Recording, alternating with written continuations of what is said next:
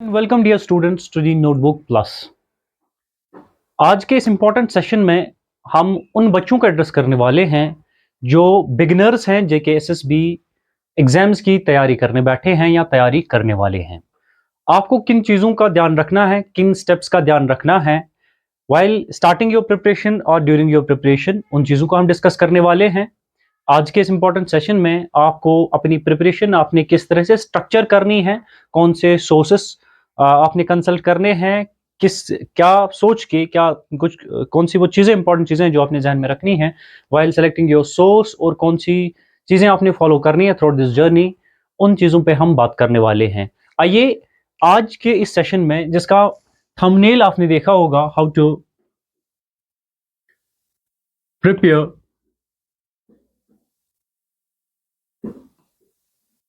For the exam, ठीक है। मैं आपके लिए जेके एसएसबी लिखता हूं, JK SSB exam. JK SSB exam ही क्यों, इस पे क्यों बात करनी है?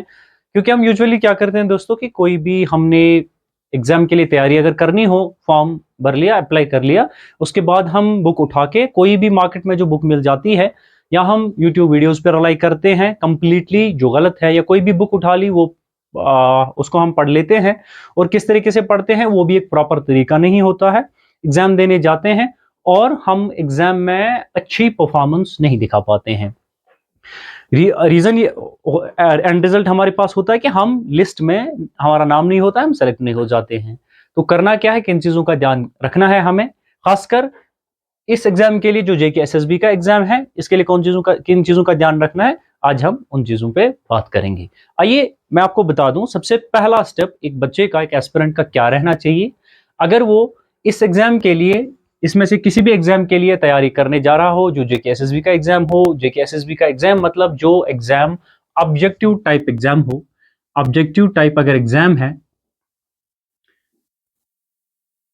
ऑब्जेक्टिव टाइप एग्जाम अगर देने जा रहे हैं आप, या जिसे हम एमसीक्यू टाइप एग्जाम भी कहते हैं, तो इस एग्जाम में किन चीजों का ध्यान रखना है, कैसे आपको अपनी प्रिपरेशन स्ट्रक्चर करनी है, वो सारा आपके सामने खाका होना चाहिए, क्लियर अंडरस्टैंडिंग होनी चाहिए, ताकि हम अगर एक महीना, 2 महीना, 5-6 महीना प्लस माइनस कुछ टाइम के लिए भी बैठते हैं इस एग्जाम की प्रिपरेशन करने के लिए, तो हम एक ही गो में इस एग्जाम को क्रैक कर पाए। ये हमारा मोटिव होना चाहिए। The first important step dear students, जो बच्चों को जहन में रहना चाहिए कि हमें प्रिपरेशन कहां से स्टार्ट करनी है। द फर्स्ट स्टेप इज कि हमारी प्रिपरेशन यहां से स्टार्ट होती है कि find a reason. Dear students, find a reason,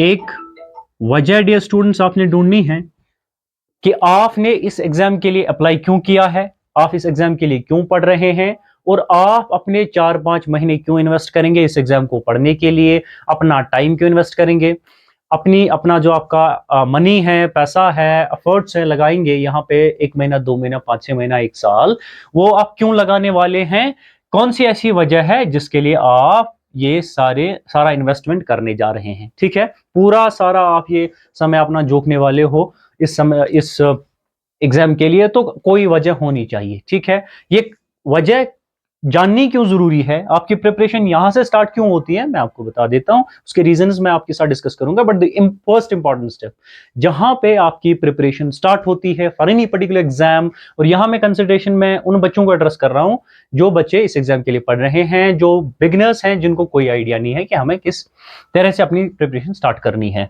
ये डियर स्टूडेंट्स वजह जरूरी क्यों है मैं बता दूं, बट इससे पहले कि ये वजह क्या हो सकती है वो मैं आपको बता देता हूं। ये वजह हो सकती है, आप कहेंगे सर वजह तो एक ही होती है कि हमें नौकरी चाहिए, इसलिए हम एग्जाम के लिए अप्लाई करते हैं। ठीक है, पोस्ट के लिए अप्लाई करते हैं, एग्जाम फॉर्म भरते हैं, पढ़ने बैठते हैं, तो नौकरी जो है, नौकरी एक हमें जॉब करनी होती है, तो दैट इज द रीजन। वो भी हो सकता है, ऑब्वियसली हो सकता है, कोई मसला नहीं। वो आप अपना इकोनॉमिक स्टेटस बेहतर करना चाहते हैं, वो हमारा सर रीजन है। हम अपनी जिंदगी बेहतर करना चाहते हैं, लाइवलीहुड हम इस रास्ते से अपना देख रहे हैं, ठीक है, सरकारी नौकरी के जरिए अपना रोजगार देख रहे हैं, तो ये रीजन है हमारे पास सर, कोई मसला नहीं। There can be an number of reasons, और आपके लिए बहुत सारे रीजंस ये हो सकते हैं, but why this reason dear students is important.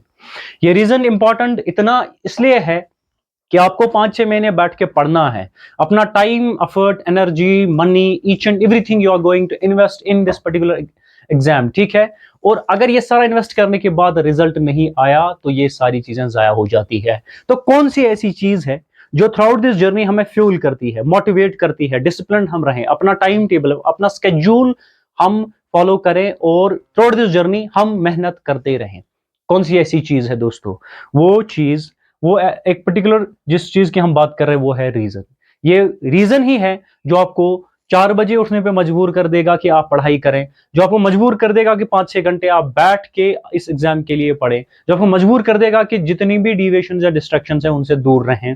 ये वो पर्टिकुलर रीजन होता है। Reason is the first step जहां से प्रिपरेशन आपकी स्टार्ट होती है। ये रीजन ढूंढ लें, खुद को इस रीजन के लिए ऑब्सेस करें, इतना ऑब्सेस करें कि ये आपको मजबूर करता रहे थ्रू आउट द जर्नी कि आप डिसिप्लिन रहें, प्रॉपर मैनेजमेंट के साथ चलें, टाइम टेबल स्केड्यूल अपना फॉलो करें, प्लान ब्लूप्रिंट जो भी आप कह लें, जो भी आपने बना के रखा हो, ये रीजन आपको वहां पे हेल्प करेगा। आपने पूरा ऑब्सेस खुद को करना है इस रीजन को लेकर कि नहीं, दिस इज द रीजन कि मुझे ये एग्जाम क्यों निकालना है, और ये रीजन इतना ऑब्सेस, आप इसके ऑब्सेस हो गए हो इस रीजन के लिए, ठीक है, ताकि वो आपको throughout this journey motivate करता रहे। This is the first point. But ये रीजन आपके सबके पास, हम सबके पास रीजंस होते हैं to do anything. Same is the case with examination, ठीक है। जब हम फॉर्म भरते हैं तो हमारे पास रीजन होता है और एन नंबर ऑफ रीजंस हो सकते हैं, मल्टीपल रीजंस हो सकते हैं, अलग अलग बच्चों के अलग अलग रीजंस हो सकते हैं। बट ये रीजन थोड़ा सा 2 मिनट ले लें, 5 मिनट ले लें, 10 मिनट ले लें और बैठ के सोचें कि कौन सी वजह, कैसी, इसकी ग्रेविटी क्या है, कितनी ये चीज मेरे लिए जरूरी है, और कितनी मेहनत में इस रीजन, कितनी मैं मेहनत कर सकता हूं गिवन दिस पर्टिकुलर रीजन, ठीक है, having this reason in the background, ठीक है, जहन में ये आपके नाचते रहे ताकि आप बैठ के कहीं पे मोटिवेटेड रहें। तो कौन सी ऐसी चीज है जो थ्रू आउट द जर्नी आपको मोटिवेट करेगी? दिस पर्टिकुलर रीजन, और कोई नहीं है, ठीक है। आपके पास कोई गाइड नहीं है, आपका मेंटोर नहीं है, आप खुद से ही प्रिपरेशन कर रहे हैं, सेल्फ स्टडी कर रहे हैं, ठीक है। बट कोई आपको जो बार बार आके बताए कि बच्चे आपने पढ़ना है, आपने मेहनत करनी है, अपनी कंसिस्टेंसी रखनी है, डिसिप्लिन रहना है, स्केड्यूल जो है वो फॉलो आपने करना है, ठीक है, आपने ये मॉड्यूल खत्म करना है, ये सेक्शन खत्म करना है, इस प्रॉपर स्ट्रेटजी के थ्रू चलना है। तो कौन सी ऐसी चीज है?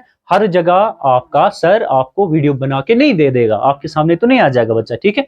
तो आपके हर एक के घर में उसका कोई बड़ा सीनियर भाई वगैरह तो नहीं होता है, मेंटोर हर एक के पास नहीं होता है, ठीक है। तो कोई ऐसी चीज हमारे पास होनी चाहिए। This is that particular reason dear students. What is the next important step जो आप प्रिपरेशन में आप आगे बढ़ोगे, ठीक है। Second important step dear students is, जहां पे आपने ध्यान रखना है, ठीक, कि हमारी प्रिपरेशन का सेकंड स्टेप क्या है। That particular second step is dear students to understand the nature of exam. What? To understand the nature of exam. आपने अपने एग्जाम का नेचर समझना है। To understand the nature of your exam. Nature of exam से क्या मुराद है दोस्तों? हमारा बहुत टाइप्स ऑफ एग्जाम्स होते हैं, ठीक है। मैं 2 टाइप्स ऑफ एग्जाम्स जो है उन तक खुद को रिस्ट्रिक्ट करूंगा। One of the type of exam is जो हमारा डिस्क्रिप्टिव टाइप एग्जाम होता है, ठीक है। डिस्क्रिप्टिव टाइप एग्जाम है जो वन ऑफ द टाइप है। इसमें क्या होता है कि हम एकेडमिक्स में दे चुके हैं, 11th 12th ग्रेजुएशन में हम दे चुके हैं, मास्टर्स में दे चुके हैं ये सारे एग्जाम, कि कोई भी क्वेश्चन आपसे पूछा जाता है, आपने आंसर लिखना होता है, ठीक है। आंसर शीट्स पे पैराग्राफ्स में लिख दें, बुलेट पॉइंट्स में लिख दें, कैसे भी करके कुछ आपके वैसे मार्क्स आ जाते हैं, ठीक है। सेकंड इंपॉर्टेंट जो हमारा जो टाइप ऑफ एग्जाम है वो है ऑब्जेक्टिव टाइप एग्जाम। इसमें क्या होता है, हमसे क्वेश्चंस एमसीक्यूज के फॉर्म में पूछा जाता है, ठीक है। कोई क्वेश्चन पूछा और नीचे ऑप्शंस दिए गए, ए बी सी डी हमारे ऑप्शंस होते हैं, हमने इनमें से एक अप्रोप्रिएट या करेक्ट आंसर क्वेश्चन के हिसाब से टिक करना होता है, ठीक है। तो डिफरेंस क्या है दोनों एग्जाम्स में, मैं यहां मेंशन क्यों कर रहा हूं कि आपको नेचर ऑफ एग्जाम क्यों समझना है। इस एग्जाम को तैयार करने के लिए एक डिफरेंट स्ट्रेटजी लगती है, एक डिफरेंट अप्रोच लगता है, जो आपका डिस्क्रिप्टिव एग्जाम है।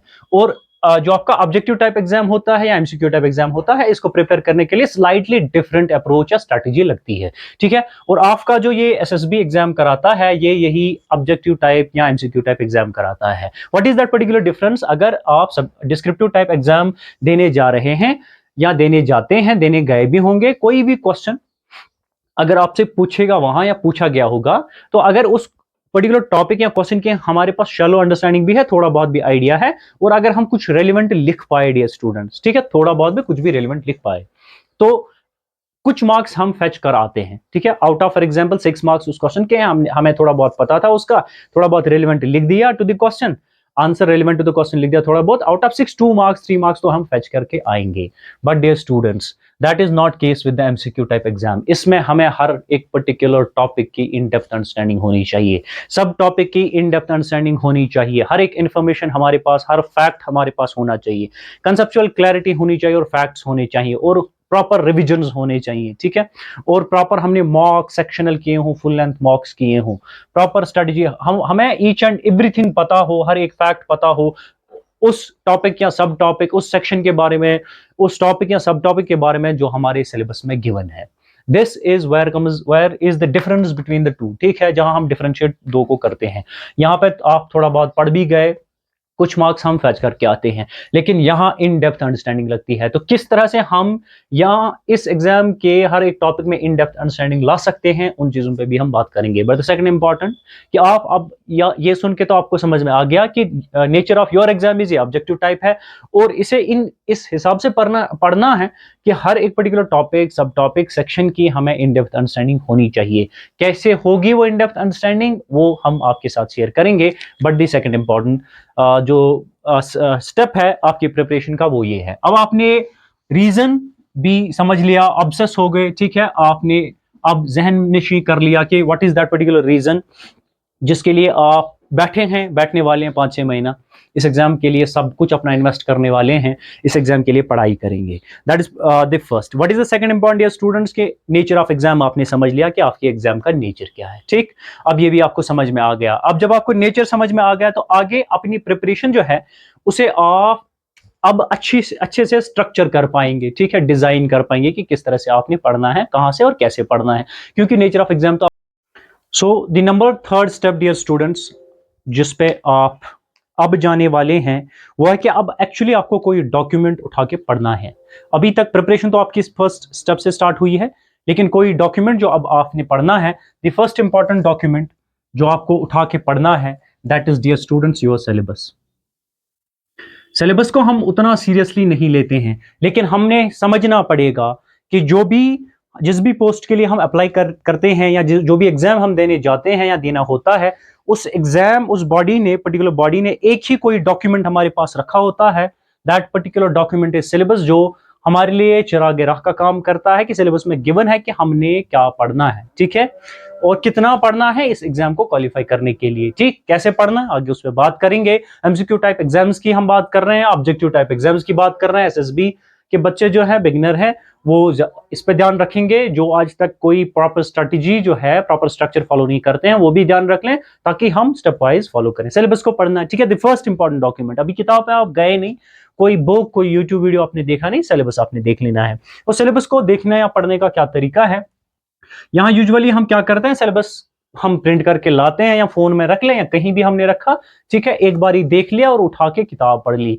लेकिन यहां भी ये this is not the proper approach. Proper approach क्या है कि हम सिलेबस को पहले पढ़ लें, ठीक है, रीड करना है, एक सरफेस रीडिंग दे दें हम सिलेबस को, ठीक है, सरफेस रीडिंग दे दी, ठीक, थोड़ा बहुत समझ में आ गया, उसके बाद कोशिश करें थोड़ा समझने की, try to understand the syllabus, थोड़ा समझने की कोशिश करेंगे सिलेबस को कि क्या पूछेगा, ठीक है। दो तरीके हैं, एक तो रीडिंग दे दी, कोशिश की थोड़ी समझने की, लेकिन यही छोड़ना नहीं है हमें डियर स्टूडेंट्स। यहां क्या करना है, यहां हमने इंपॉर्टेंट चीज याद रखनी है कि सिलेबस को हमें बिटवीन द लाइंस अप्रोच के साथ पढ़ना है।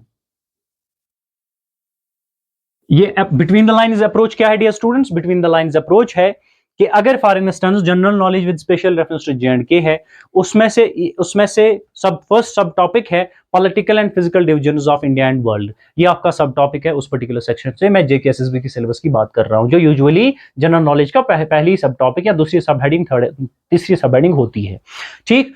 आपको वो पढ़ के, रीड करके इतना तो समझ में आया, इतना तो आपने अंडरस्टैंड कर लिया वो पढ़ के कि political and physical divisions of India तो पूछेगा एंड वर्ल्ड, ठीक है। But between the lines approach क्या कहता है कि आप उसी सब हेडिंग को और डिवाइड कर लें कि कितने सारे जो सब माइनर टॉपिक्स है, सब topics, minor topics, political divisions of India जो है उसमें और कितने टॉपिक आने वाले हैं, और physical divisions of India and world जो है उसमें कितने टॉपिक्स आने वाले हैं। बिटवीन द लाइन अप्रोच कहता है कि उन सब को भी आप देख के रख लें, कोई नोट करके लें, फिर हर एक उस टॉपिक को आपने अलग अलग से पढ़ना है और अच्छी तरह से उनको कवर करना है, बिकॉज हम ऑब्जेक्टिव टाइप एग्जाम की बात करते हैं, नो वन नोज कि कहां से सिलेबस में ही उसी लाइन में से ही कहां से इंफॉर्मेशन पूछे, कहां से क्वेश्चन हमसे पूछेगा, कौन सी इंफॉर्मेशन मांगेगा एग्जाम में। तो ये तब मुमकिन होगा जब बिटवीन द लाइंस अप्रोच के साथ हम सिलेबस को समझेंगे, हर सब हेडिंग को अपनी एक उसको रेस्पेक्ट दे देंगे, अपनी एक अंडरस्टैंडिंग के साथ उसे समझेंगे और उसे सब डिवाइड करेंगे, पूरा सारा देख के हमने उसे कवर कर लेना है, छोड़ना कुछ नहीं है, ठीक है। यूजुअली क्या करते हैं, political and physical division of India हमने देख लिया या इंडियन वर्ल्ड देख लिया, किसी भी बुक पे चले गए, किसी भी यूट्यूब वीडियो पे चले गए, ठीक है। यूट्यूब वीडियो से जितना हमें पॉलिटिकल एंड फिजिकल डिवीजन पर कंटेंट मिलता है हम वो सारा कंज्यूम कर लेते हैं, बस उतना ही कर लेते हैं, या पर्टिकुलर बुक से उतना ही कंज्यूम कर लेते हैं। अपनी हमारी अंडरस्टैंडिंग नहीं होती है कि सिलेबस ये political and physical division of India जो है इस पर्टिकुलर सब टॉपिक का कितना स्कोप है वो सारा हमने कवर करना है, क्योंकि सिलेबस में तो पूछा है, नहीं तो सिलेबस में आगे लिख देता कि थोड़ा बहुत पढ़ के आ जाओ हम कर लेंगे, ठीक है, उतना ही पूछेंगे। लेकिन when it is given in the syllabus, it is given in the syllabus, which means कि वो इसमें से कुछ भी पूछेगा, ठीक। दैट इज वाई कि बिटवीन द लाइंस अप्रोच के साथ हमें सिलेबस को पढ़ना है। तो this was the third step कि आपने एक्चुअली कोई डॉक्यूमेंट उठाना है। थर्ड स्टेप आपका कि एक्चुअली आप कोई डॉक्यूमेंट आपने उठाया। द फर्स्ट इंपॉर्टेंट डॉक्यूमेंट जो आपने उठाया वो है ये स्टूडेंट सिलेबस, जिसको आपने समझा, पढ़ा और बिटवीन द लाइंस अप्रोच के साथ कोशिश की उसे डिसिफर करने की, डिकोड करने की, सो दैट कि आपको एक प्रॉपर अंडरस्टैंडिंग रहे कि आपने कितना सारा कवर करना है और कहां कहां से चीजें कवर करनी है, ठीक।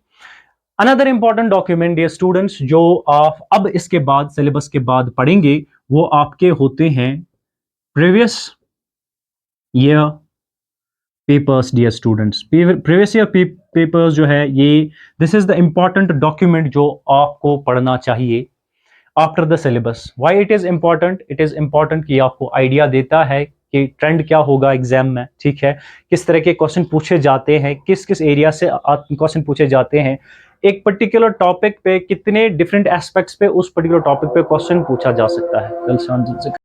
प्रीवियस ईयर पेपर्स और क्यों इंपॉर्टेंट है डियर स्टूडेंट्स वो आपने ध्यान रख लेना है। ये इसलिए इंपॉर्टेंट है कि आपको अभी मैं बता रहा था जो आपने सिलेबस पढ़ना है वो बिटवीन द लाइंस अप्रोच के साथ पढ़ना है, राइट। तो बिटवीन द लाइंस अप्रोच के साथ कैसे पढ़ना है अगर आपको समझ में नहीं आता है तो पेपर आपको वो आइडिया देगा कि किस किस पर्टिकुलर टॉपिक जो है आपका पर्टिकुलर टॉपिक उसमें से कहां कहां से कितने डिफरेंट एस्पेक्ट से क्वेश्चन पूछे गए हैं, ठीक है। वो आपको आइडिया लगाएगा कि आपको कौन कौन सा टॉपिक जो है उसमें से कितनी सब हेडिंग्स जो है कवर करनी है, ये भी आपको ध्यान में रखना है। तो यहां तक आपकी प्रिपरेशन रीजन से स्टार्ट हुई, ये आपने ध्यान रखना है। जो एक्चुअली आपने कोई डॉक्यूमेंट उठाया पढ़ने के लिए वो आपने सिलेबस उठाया है, ये चिरा गिरा है, ब्लैक एंड लाइट है, इस पे आपने पूरा ध्यान रखना है, सामने रखना है। Previous year papers 4-5 year papers आप देख लें, उसका ट्रेंड एनालिसिस कर लें, अच्छे से देख लें कि क्या पूछा जा रहा है वो आपने देखना है। Now coming to the next important step कि एक्चुअली आपने कोई किताब उठा के पढ़नी है, तो हम इसे क्या कहते हैं, हमारे रिसोर्सेस क्या रहेंगे पढ़ाई के लिए, ठीक है, या आप इसे कहते हैं रिसोर्सेस या आप कहते हैं इसे सोर्सेस, ठीक है। सोर्सेस जो आपके पास अब रहेगा कि कहां से आप तैयारी करेंगे, कहां से ये सिलेबस जो आपने समझा, आपने प्रीवियस ईयर पेपर्स देख लिया, आपने सिलेबस डिसिफर किया, ट्रेंड डिसिफर किया, अब आपने पढ़ना है कौन कौन सा सोर्स आप सेलेक्ट करेंगे। अब कोई सोर्स आपने सेलेक्ट करना है, यहां आपने बच्चों ध्यान रखना है। क्या ध्यान हमने रखना है कि हमारे सोर्सेज जो हैं ये दो तरीकों के होते हैं। एक हमारा होता है मेन सोर्स, ठीक है, एक होता है हमारा मेन सोर्स कि जहां से हमारा सिलेबस 70 से 80% तक कवर हो जाता है, ठीक है। 60, 70, 80% हमारा सिलेबस जहां से कवर हो वो हमारा मेन सोर्स हो सकता है, ठीक है, वो हमारा मेन सोर्स होता है। ये क्या हो सकता है ये मैं आगे बताऊंगा, ठीक है। दूसरा इंपॉर्टेंट सोर्स हमारा क्या होता है, ये हमारा सप्लीमेंट्री सोर्स होता है, ठीक है। सप्लीमेंट्री सोर्स होता है जो वैल्यू एडिशन कर देगा। सप्लीमेंट्री सोर्स मतलब कि हमने 70-80% यहां से कवर कर लिया, फिर कुछ जो बचा कुचा है वो यहां से हम कवर कर लेंगे, ठीक, वो यहां से सप्लीमेंट्री सोर्स से कवर कर लेंगे। सप्लीमेंट्री सोर्स को सारा नहीं पढ़ना है हमने, सिर्फ उतना पढ़ना है जो हमने यहां से मेन सोर्स से कवर नहीं किया है वो सप्लीमेंट्री सोर्स से हम कवर कर लेंगे, सो दैट हमारा 100% of that particular topic, sub topic, section of the whole syllabus cover हो जाए, ठीक है। तो यहां आप सोर्स सेलेक्ट करेंगे। अब आपका मेन सोर्स क्या हो सकता है डियर स्टूडेंट्स, ये मेन सोर्स कोई इंपॉर्टेंट अच्छी खासी बुक हो सकती है, ठीक है, ये मेन सोर्स आपकी कोई बुक हो सकती है, अगर आपको लगता है आपने कोई कोर्स परचेज किया हो तो वो हो सकता है, कोई यूट्यूब वीडियो हो सकता है, लेकिन ये आपने देखना है कि क्या वहां से मेरी इस सिलेबस की 70 to 80%, 60-70-80% कवर होता है कि नहीं।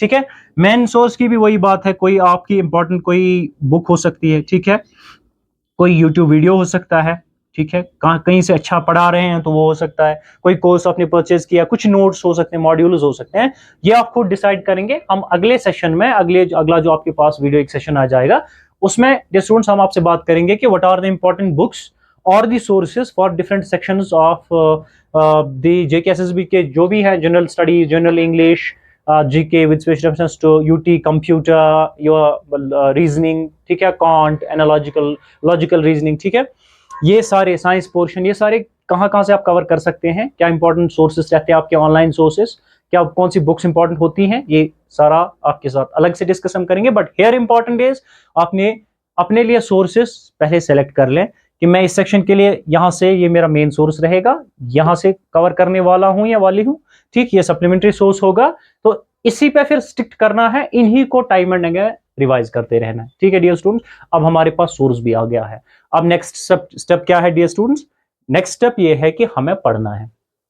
पढ़ना कैसे है हम सब जानते हैं, मैं आपको कुछ नया नहीं बताने वाला, बट नई चीज क्या इसमें होगी? नई चीज ये होगी कि कैसे पढ़ा जा सकता है, what is the most appropriate way कि जो जिससे हम अटेम्प्ट कर सकते हैं कि to prepare for this exam. ठीक है, तो क्या हो सकता है वो कि आपने कोई एक पर्टिकुलर सेक्शन जो है, लेट्स एज्यूम ये सेक्शन ए है, ये आपने स्टार्ट किया है, ये आपने कवर करना है, और बी दैट कि वो सेक्शन हम एग्जाम्पल के तौर पर लेते हैं, ये सेक्शन आपका है जनरल इंग्लिश। ठीक है, जनरल इंग्लिश मोस्टली हर एक एसएसबी के एग्जाम, अदर एसएससी एग्जाम्स में भी पूछा जाता है। आपने इसके लिए सोर्स वगैरह तो सेलेक्ट कर लिया है, सिलेबस अंडरस्टैंडिंग है, सब कुछ है, अब ये पढ़ना है। कैसे पढ़ना है? इसमें जितनी भी सब हेडिंग्स है उनको देखा हुआ है आपने। पहली सब हेडिंग टेंसेस है, ठीक है, आप ये टेंस उठा लें, टेंसेस उठा लें, ठीक है, टेंसेस आपने उठा लिया डियर स्टूडेंट्स, इसके बाद आप इसे अपने मेन सोर्स से कवर कर लें, ठीक, और इसे सप्लीमेंट्री सोर्स से कवर कर लें। यहां आपने एक चीज का ध्यान रखना है, हम जब कोई भी चीज पढ़ते हैं किसी भी किताब से या किसी भी यूट्यूब चैनल से या किसी भी पर्टिकुलर सोर्स से, वहां दो चीजों का हमने ध्यान रखना है। एक कि अगर मैं ये पर्टिकुलर सब हेडिंग या टॉपिक पढ़ रहा हूं या पढ़ रही हूं, इस टॉपिक की कंसेप्चुअल क्लैरिटी मुझे मिल जाए, ठीक है, ये समझ आ जाए कि ये what tenses is all about, ठीक है, इसके पर्टिकुलर सब हेडिंग समझ में आ जाए, ठीक, what is it is importance in the English, और मेरे एग्जाम में इसकी क्या इंपॉर्टेंस है, थोड़ी बहुत कंसेप्चुअल क्लैरिटी टेंसेस की होनी चाहिए, ठीक। उसके बाद बिकॉज आप अपेयर होने वाले हैं ऑब्जेक्टिव टाइप एग्जाम में, तो यहां ध्यान रखना है कि कॉन्सेप्ट्स के साथ साथ इस के रिलेटेड, इस पर्टिकुलर टॉपिक के रिलेटेड जितने फैक्ट्स, जितनी डिटेल्स, जितनी इंफॉर्मेशन आप गैदर कर पाए वो आपने गैदर कर लेनी है। And the best approach dear students is कि आप इन इंफॉर्मेशन फैक्ट्स को नोट्स में कहीं जॉट डाउन कर लें, ताकि जब by the end of the day हम पहुंच जाएं रिवीजन करने के टाइम पे आसानी होगी, ठीक है। तो हमारे पास छोटा सा एक पूरे सिलेबस की एक छोटी सी कॉपी, एक दो कॉपीज होंगी नोट्स बना के, जिन्हें हम रिवाइज कर पाएंगे, because revision are the important to qualify any particular exam, ठीक है, रिविजन आर इंपॉर्टेंट पर्टिकुलरली जब हम ऑब्जेक्टिव टाइप एग्जाम की बात करते हैं। यहां मैंने आपको बताया कि आपने कोई एक पर्टिकुलर सेक्शन उठाया पढ़ने के लिए, उसकी एक सब हेडिंग उठाई, अपने मेन सोर्स से पढ़ लिया, सप्लीमेंट्री से पढ़ लिया, पढ़ते वक्त आपने ध्यान रखना है कि कंसेप्चुअल क्लैरिटी हो, इंपॉर्टेंट इसके फैक्ट्स जितने भी हैं वो मैं गैदर कर लूं, सो दैट एग्जाम में कुछ भी पूछे तो मेरे पास ये फैक्ट्स, ये इंफॉर्मेशन पड़ी हुई होनी चाहिए, ठीक। आपने ये कवर कर लिया from the main source, from the supplementary source.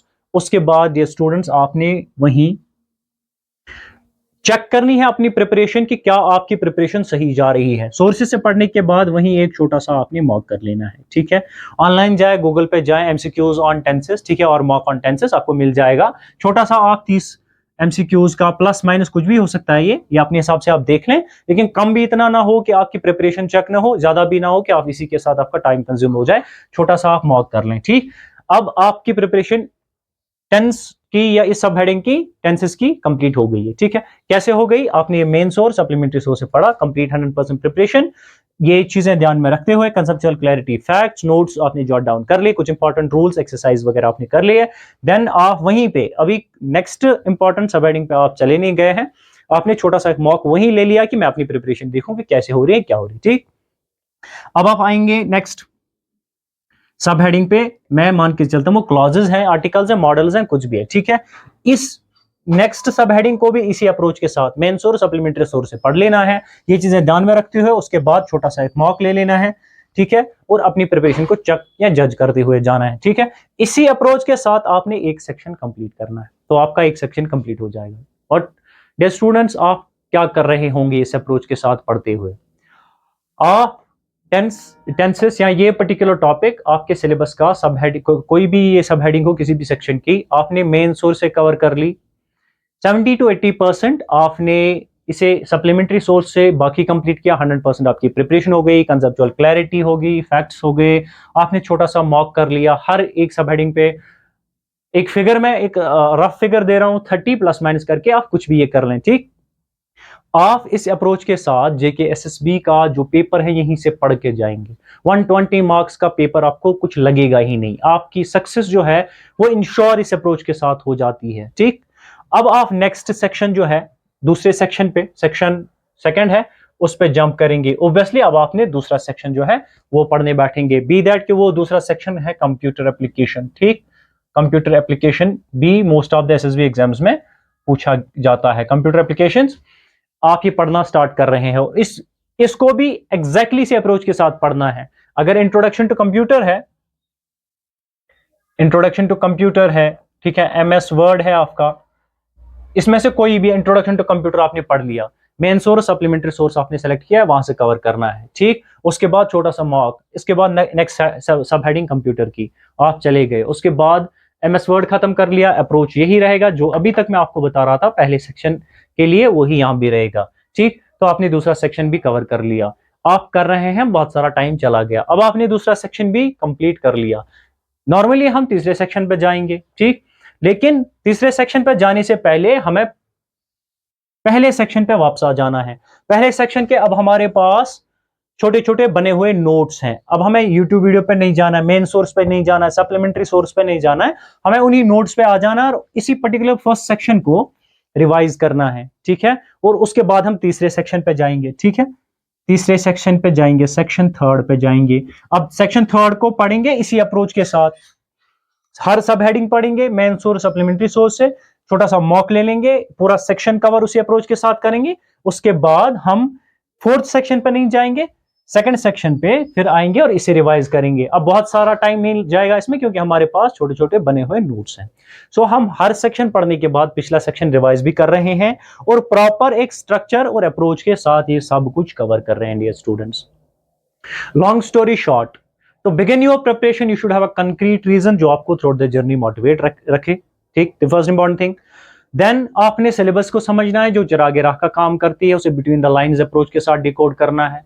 कोई पहला डॉक्यूमेंट सिलेबस आपका रहता है जो आपको पढ़ना है। ठीक, उसके बाद प्रीवियस ईयर पेपर्स वो आपने देखने हैं, दैट विल हेल्प यू कि आप ट्रेंड समझें, एनालिसिस समझें और देखें कि किस तरीके के क्वेश्चन पूछे जाते हैं, पर्टिकुलर कि जब आप किस बिगिनर हो, पहली बारी आप कोई एग्जाम देने जा रहे हो। Then select your source, main source supplementary source. ठीक है, हर सेक्शन को पढ़ें, इस अप्रोच के साथ पढ़ें और रिविजन साथ साथ करते जाएं। जब आपके रिविजन भी होते जाएं, सेक्शंस कंप्लीट हो जाएं, फिर सेक्शनल मॉक्स पे आ जाएं। कहां आना है आपको? देन सेक्शनल मॉक्स, सारा ये कंप्लीट हो जाए सिलेबस आपका और रिवीजन भी साथ साथ हो गए, आप सेक्शनल मॉक्स पे आ जाएंगे, सेक्शनल मॉक दे देंगे। ये किसी ऐप से खरीद लें या कहीं से भी ले लें, गूगल पे अवेलेबल है, सोर्स आप खुद देख लें, ये आपके साथ हम डिस्कस भी करेंगे अगले सेशन में। तो आप सेक्शनल मॉक करेंगे। सेक्शनल मॉक हम क्यों करते हैं डियर स्टूडेंट्स? ये देखने के लिए कि कौन सा सेक्शन हमारा वीक है, जहां हमारी परफॉर्मेंस वीक है, राइट। और जो सेक्शन हमारा जिसमें परफॉर्मेंस वीक है तो हम उसी सेक्शन को देखते हैं, पॉइंट आउट करते हैं, तो आ जाते हैं हम वापस अपने नोट्स पे, तो वहां देखते हैं और फिर से रिवाइज करते हैं, फिर से देख लेते हैं। अगर लगे कि ज्यादा वीक परफॉर्मेंस है तो फिर हम ओरिजिनल मेन सोर्स और सप्लीमेंट्री सोर्स पे आ जाएंगे। ठीक, और अपने नोट्स के साथ उन्हें देख लेंगे और फिर सेक्शनल मॉक्स पे आ जाएंगे और देखेंगे क्या उस पर्टिकुलर सेक्शन की परफॉर्मेंस बढ़ गई है। तो जो आपके सेक्शनल मार्क्स हो गए हैं, और उसके बाद हम जब एग्जाम नियर होता है तो फुल लेंथ मार्क्स पे आ जाते हैं। अगेन फुल लेंथ मार्क्स में भी हम जनरल में देखते हैं कि कितनी हमारी परफॉर्मेंस रहती है। जो पर्टिकुलर सेक्शन हमारा वीक होता है, फिर से उसके ओरिजिनल सोर्सेज पे आएंगे, फिर देखेंगे, फिर पढ़ेंगे, फिर देखेंगे कहाँ छूट रही है चीजें। ठीक है, ये सर्कल कंप्लीटली तब तक चलना चाहिए जब तक आपने देखा होगा कितने महीनों तक मुझे पढ़ने बैठना है। आपके सामने वो टाइम तो होगा कि कब कब एग्जाम होने वाले हैं आपके, उस पर्टिकुलर पूरा जो वो टाइम है उसको अपने सामने लिख के रखना है। इस पर्टिकुलर टाइम में ये सारी चीजें मुझे करनी है। ठीक है डियर स्टूडेंट्स, ये सब करने के लिए क्या लगता है, अजीब सा पागलपन लगता है, दीवानगी लगती है, ठीक है, ऑब्सेशन लगता है। वो ऑब्सेशन आप में कौन डालेगा, आपकी चाहत, आपकी शिद्दत, वो कहां से आएगी, उस वजह से आएगी दोस्तों। So this was all about कि किस तरह से आप अप्रोच कर सकते हैं to prepare for the JK SSB SSC exams और द एग्जाम्स जो ऑब्जेक्टिव टाइप के होते हैं। ठीक है, डिस्क्लेमर डियर स्टूडेंट्स ये है कि ये स्ट्रेटजी बहुत सारे बच्चों के लिए काम कर गई या कर चुकी है, मेरे लिए भी। That is why I was able to qualify different government exams and competitive exams. और अपने हिसाब से इसको देख के आप इसे मेंड कर सकते हैं, अल्टर कर सकते हैं, वो अपने एंड पे देखें। Thank you very much.